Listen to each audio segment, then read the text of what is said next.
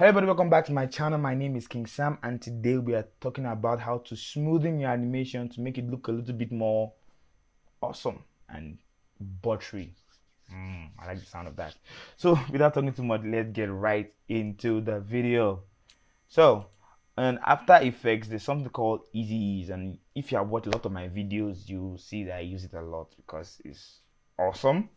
So it gets your video looking like amazing and cool and smooth because it's awesome. Okay, now let's see how to do it. So let's create a new composition. I use this faded blue, as I like to call it.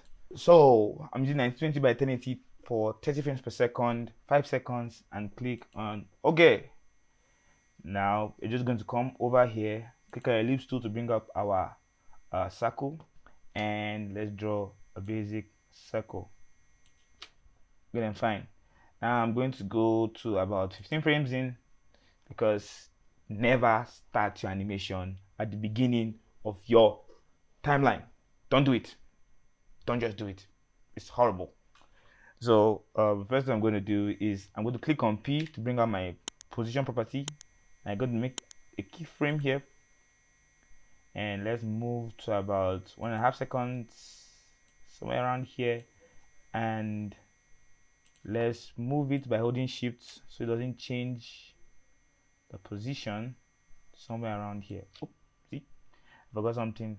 As you can see, my anchor point is not located at the center of my shape. So if you want to do that, just come over here, hold down Control and double click this, and your anchor point will move straight to the middle. Let's go back to the beginning and let's move this back. Shift and drag somewhere around here. So now let's use our work area. So if you play this back, the animation is just it's boring. It's a boring animation. So now let's make it a little more dynamic. So let's pause it, select the two of them. This is the first way to do easy is left click on the keyframe here, go to keyframe assistant and easy ease, or you can just hit F9 on your keyboard and it will easy it by itself. Very easy. Life is not hard.